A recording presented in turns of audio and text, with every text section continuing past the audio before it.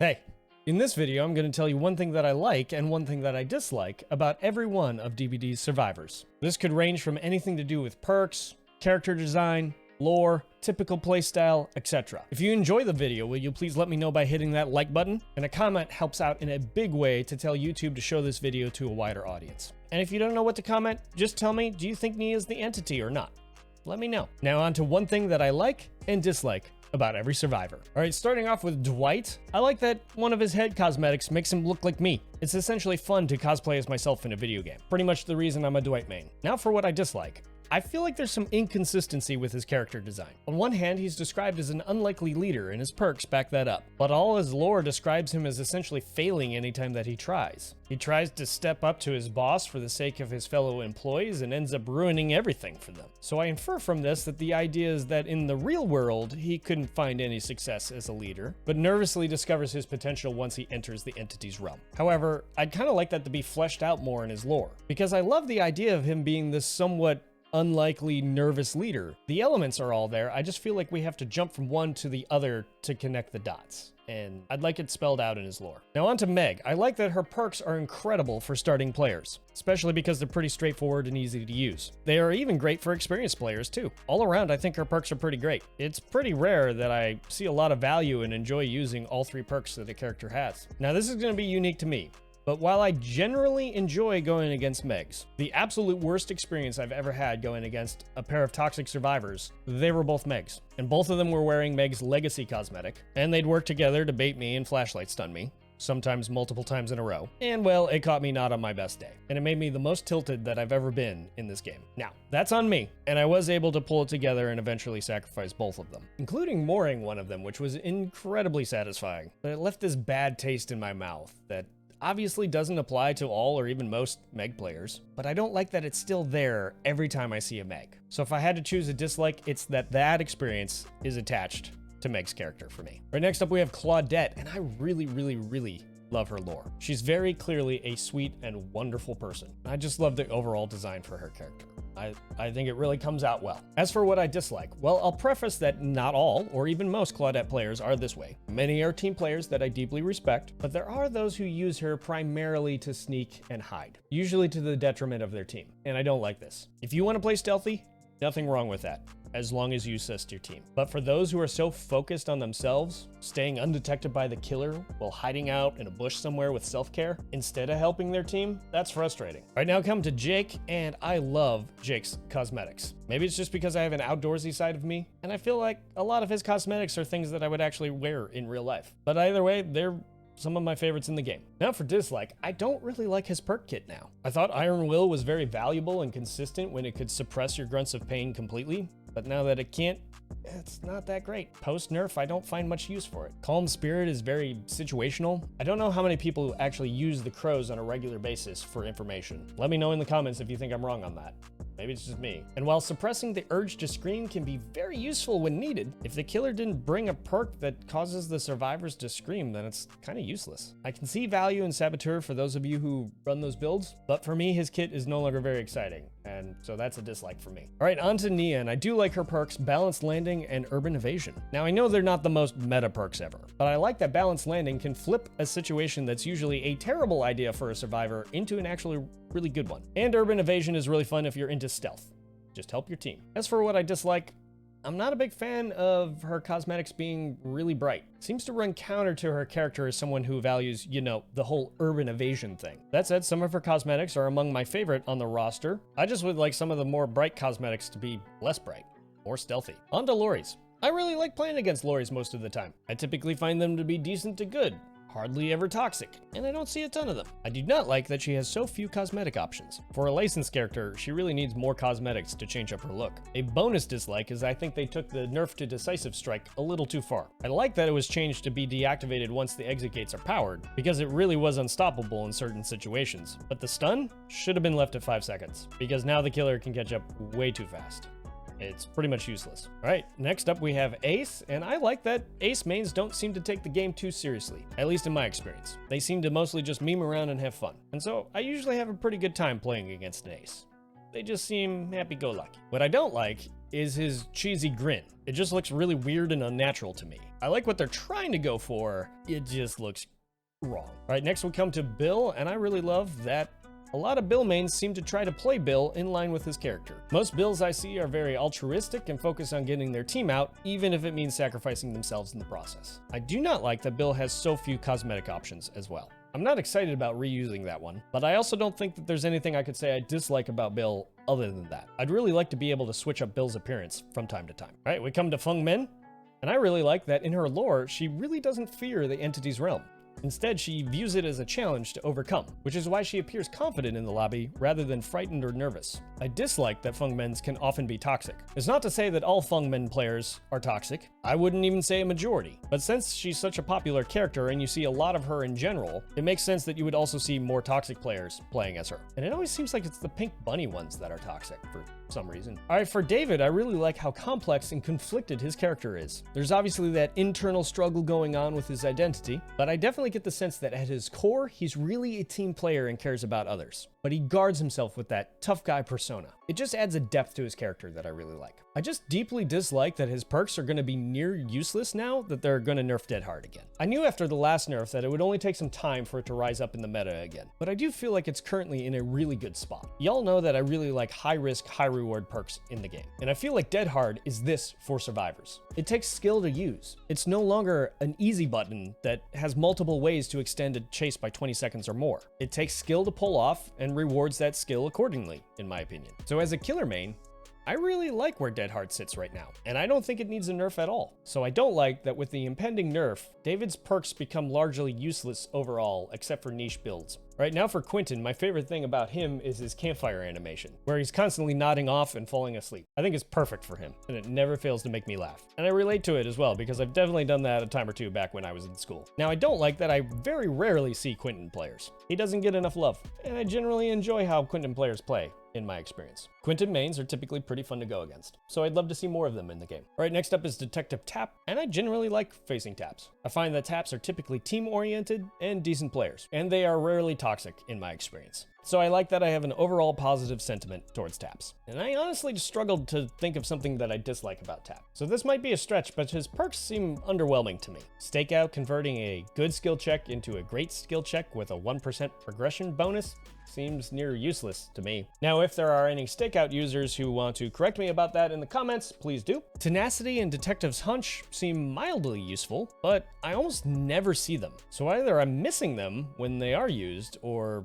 they're just not that useful. Again, I don't play much Survivor, and I really never play Tapp, so any Tapp mains who want to disagree with me there, please correct me in the comments. I'm totally okay with that. All right, next up we have Kate, and one of the things that I've said before that I really like about Kate is that when I face a Kate, I really don't know what I'm going to get. I've played really good Kates and baby Kates and everything in between. I've received a lot of comments in the past about people who go against a lot of toxic Kates, but that honestly is not my experience at all. It's very rare for me to go against a toxic Kate. So for me, I usually enjoy going against Kates, and because there's such a variance in the skill level, there's a lot of variety there, which I find interesting. As for what I dislike, I've actually struggled with this one because Kate's one of my favorite characters. I could have easily given you a lot more likes. For instance, I really like her lore and how she escaped the entity once. I really like that she's a strong and hopeful character, a ray of sunshine within the darkness of the entity's realm, and I like that she's a musician. There's a lot of things I like and not a whole lot that I don't. So if I had to say something, it would be that her lobby animations are kind of meh. They're okay, they're not great. They could definitely be better. All right, we come to Adam, and I love that Adams typically tend to be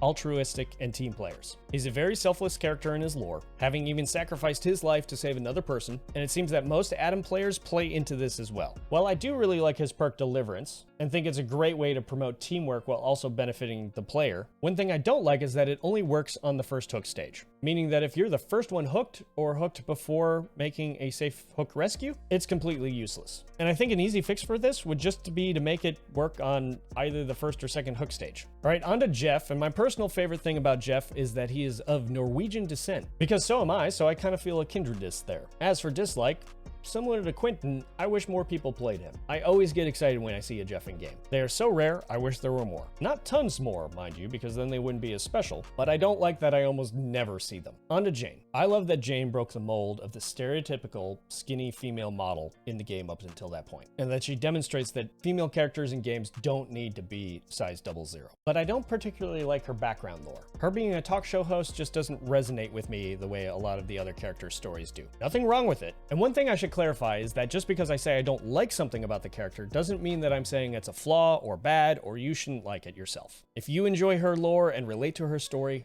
awesome. Talk shows in general are just not something I particularly enjoy or am interested in, so reading lore about a talk show host is an immediate disconnect for me. Again, nothing wrong with it. We need stories that represent a wide variety of people and interests. It just isn't as interesting to me personally. All right, next up we have Ash, and I don't know if this is cheating, but I just really like that he's in the game to begin with, and I think they did a fantastic job adapting him in. He's a horror icon and perfect for the Survivor side of the game, and getting Bruce Campbell to voice him is a perfect touch. But along those lines, I dislike that he always scares me in the lobby anytime he talks. Granted, this was worse before the RE characters were updated to do the same thing, but he freaks me out every time because I always forget he talks for some reason, and I think his voice is more abrasive, for lack of a better term. Not that his actual voice is abrasive, it just hits harder when he breaks the silence for some reason than the RE characters. I don't know.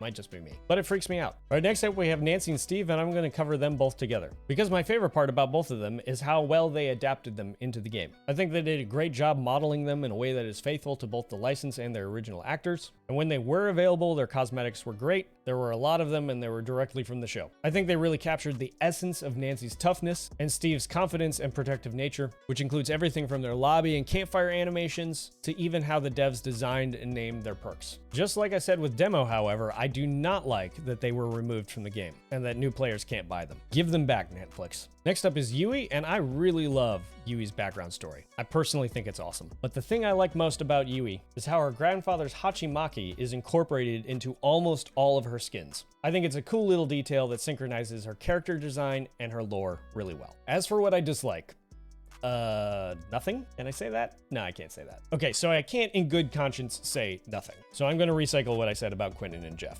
I don't see a lot of Yui players, and I wish I saw more. Granted, they're not quite as rare as Quentin or Jeff mains, probably more in line with the rarity of a Zarina, but since Yui is one of my favorite characters, I would like to see more people play her in the game, and I don't like that I don't get to see a lot of Yui's. Speaking of Zarina, I really like her lore and how it weaves together with the Deathslingers, with her doing a story on the legend of Mad Mick and exploring the Hellshire prison. However, I also dislike how it ends. She's exploring Caleb's old cell and finds a wrench, and suddenly she looks down and sees her father dying on the floor, and then she's taken into the fog. I don't understand the connection between her father's death and Deathslinger's cell.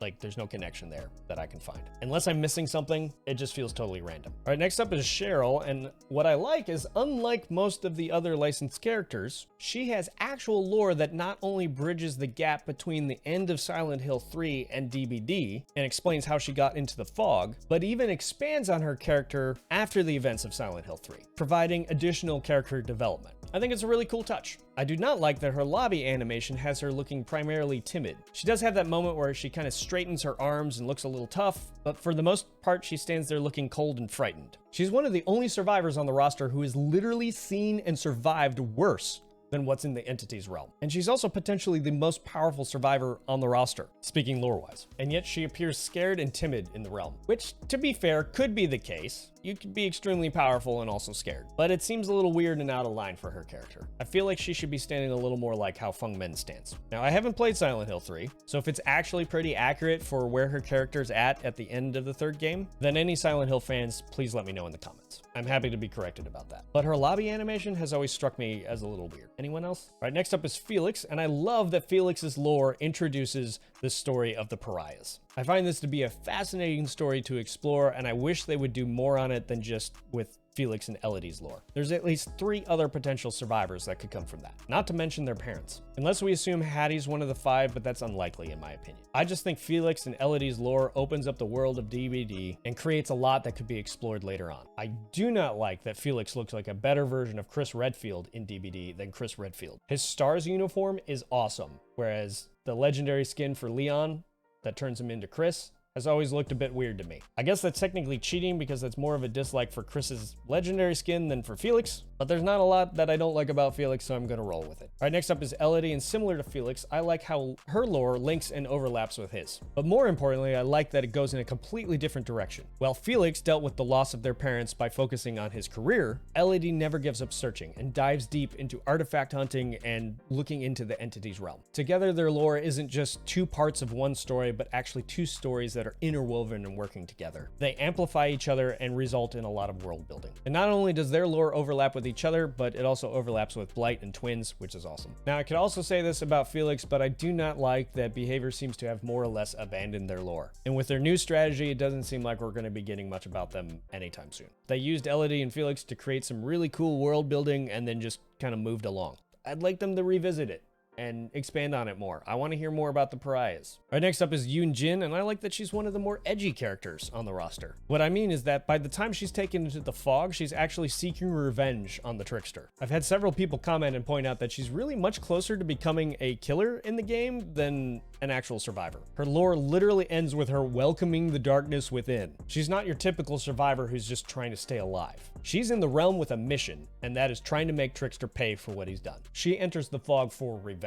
And all this is pretty interesting to me and breaks the mold of a survivor just trying to survive, which I think is cool. You might already expect this one based on what I said about Nia, but I don't like that pretty much all of her cosmetics are bright and stand out on most maps. It makes sense for her character, don't get me wrong, but from a gameplay perspective, it's really easy to spot Yoon Jin players. All right, we come to one of my favorite characters of all time, Jill. And I love the perk Blast Mine. Blast Mine may be my favorite perk in the game. Doesn't matter which side I'm playing, no perk has made me smile and laugh as much as that one. I don't think it's overly effective, but it never ceases to be fun for me. Planting one, hiding around the corner, hearing that muted explosion, and then watching the killer just stand there for a few seconds. Absolutely brilliant. Even when I'm playing as killer, I only get excited when I see it. Now, I don't like that her lore is so incredibly bare bones. It's like they asked an AI to summarize 2 whole Resident Evil games in 73 words, and then they tacked on 12 more to give a lame explanation about how she ended up in the fog. For a chapter that was so marvelously executed, her lore is so low effort. At least Cheryl's expanded a little on her character as well as connecting it to the world of DBD, but Jill's reads like an IMDb plot summary. There's no expansion on her character, the world of DBD, or even the world of Resident Evil. It could be so much better. All right, moving on to Leon. Just like Blastmine, I really love his perk, Flashbang. It's a lot of fun both as killer and survivor. Getting the timing right to pull off a save, or hearing that clink and knowing you have to look away, never gets old for me. Now, I could use the same dislike for Leon that I used about Jill, because his lore stinks as well. But there's one thing I dislike more about him, his noir outfit. It looks so weird. He is so disproportionate, it's silly. Now, overall, I think they did a tremendous job bringing most of the Resident Evil skins into the game, but this one is a miss for me. And I was really excited about it too, so the disappointment level is high. I just don't like it. All right, next up is Mikaela, and I really like how in her lore, she's able to see into the entity's realm through her dreams, even before being taken into the fog. I'm sure this was a great help when she eventually found herself there, and I think it's a fantastic detail for her character. Now, I do not like that her boons cannot be broken or rehexed. I know there's the perk now that will let you break them, but that should be base kit. Or if you snuff a boon that was previously a hex, the hex should come back. That way survivors have to choose between cleansing a hex totem or setting up a boon. I love risk-reward choices in this game, but right now, booning a totem is a win-win for survivors. No risk, all reward, so I don't like it. All right, moving on to Jonah. I really like his perk Overcome, especially when used together with Lucky Break. It's a powerful combo. It's pretty much one of my standard perks that I run in most of my survivor builds. It's gotten me out of a lot of really bad situations. But as for what I disliked, I don't like his lore that much. It kind of reads like a rambling mess to me. I feel like it could be cut in half and pretty much say all the same stuff that it needs to say. All right, moving on to Yoichi. I really love that they gave Behavior permission to take a character who was a kid in the original and expand on their story. They truly tie him into the world of DBD by developing his story but also staying faithful to the original license. It's similar to what they did with Cheryl, but to a much greater degree, and I'd love for them to do this with more licensed characters. But I do not like that he has so few cosmetic options, and they are all bright. That's the main reason I don't play him. I am not good enough at Survivor to be running around in the fog attracting all the killer's attention, so I wish he had less bright options. You've got bright yellow jacket and bright blue jacket. Which one are you gonna choose? All right, next up is Haddie, and I think her lore is awesome, but her tome lore is even better. There's so much there that opens up the multiverse of DBD further. Some of it is legends within the DBD multiverse. Some of it is other versions of Haddie in other universes. It's just all really cool. But there's one thing about her character that I don't like, which is why they never seem to explain why she suddenly had a streak of white hair show up. I saw a suggestion that it was just from the stress after the death of her parents, but I looked it up and hair can't turn white overnight because of stress. Maybe over time, but not overnight. So I've always taken it to be something supernatural at play, related to her ability to see into other realms. But to my knowledge, they don't really explain it. So if somebody knows why, let me know. It kind of seems like an important point, but one maybe they forgot to explain? I don't know. Right, next up we have Ada, and I think that they did a very fantastic and faithful job bringing her into the game. Her character models look exactly how they do in the Resident Evil 2 remake. She suffers a little bit from the same anemic lore issues that Jill and Leon do, but it does seem like they tried a little harder there. But along those lines, I do not like that in her DBD lore, they make it clear that she was taken during the events of Resident Evil 4, but all of her cosmetics, at least when she was introduced, are from Resident Evil 2. I believe this is related to them using assets from the Resident Evil 2 remake, but we had Resident Evil 4 Leon in the game long before this, and it looked pretty great. So theoretically, they could have done the same thing with Ada. It just feels lazy to me. I know we got one post-release, but they could have easily written her lore so that she would have gotten taken during the events of Resident Evil 2. Except I guess they had to tie her in with Wesker. So yeah, just lazy then. And so I'm hopeful that we'll get more Resident Evil 4 Ada skins now that the remake has released. Moving on to Rebecca, I absolutely adore her lobby animations. They are easily the best in the game, in my opinion. They really establish her as the happy-go-lucky, upbeat, cheerful, wholesome character that she is. I smile every time I see her thumbs up or her thinking pose. They're just so great, and there's a lot of them. Now, I do not like that there is a small subset of Rebecca mains who have chosen to sully her wholesome character by choosing to play in a toxic way. They usually seem to run the cowgirl skin too, so they're pretty easy to spot. Now, most Rebecca mains I see play her in a way that is consistent with her character, but there's that small and noticeable group that likes to play her in a toxic way. And because it's Rebecca, I don't like it. Next up is Vittorio, and I really like his perk Potential Energy. I think it's a creative idea for a unique perk, and it can be used to really strategically snowball the killer, but I really dislike Quick Gambit. I think it's a good perk up until the point that you have to stay within 24 meters of a gen that's being worked on for it to do anything. Now, I'm not the greatest judge of distance in real life, let alone a video game, so maybe 24 meters is way bigger than I think. But when you're being chased by the killer, you really want to lead them away from gens that are being worked on, not around or towards them. All right, and we come to our newest survivors, Thalita and Renato. I'm going to combine these two because my like and dislike are the same for both. I really like that they're the first two sibling characters to be released at the same time, and this is not only outlined in their lore, but they also have complementary perks that stack together, which I think are really cool. Now, this would be a lot better if you could see your team's perks in solo queue, but when playing with a Swift that you can actually communicate with and plan perks together, it's a really neat idea. Now, as for my dislike, I don't know if it's just me, but they seem to have almost completely disappeared shortly after launch. I don't see a lot of them anymore. I'm afraid that they'll soon become like a Haddie or a Yoichi or a Jeff, so I'd feel more comfortable if I saw more of them, considering that they literally just released. So those are my thoughts, one thing I like and dislike about every survivor in DBD. Let me know your biggest likes and dislikes down in the comments. And before I roll some outtakes, I want you to know you're awesome, stay awesome, and we'll see you in the next episode. Cheers. And urban evasion is fun if you're into stealth. Stealth. Words are hard. I just wish some of the more, what is happening? And they're really, Right, next up we have Nancy and Steve, and I'm gonna do them both together. That way survivors have to choose between cleansing a hex totem or booning a totem. Totem? What is a totem?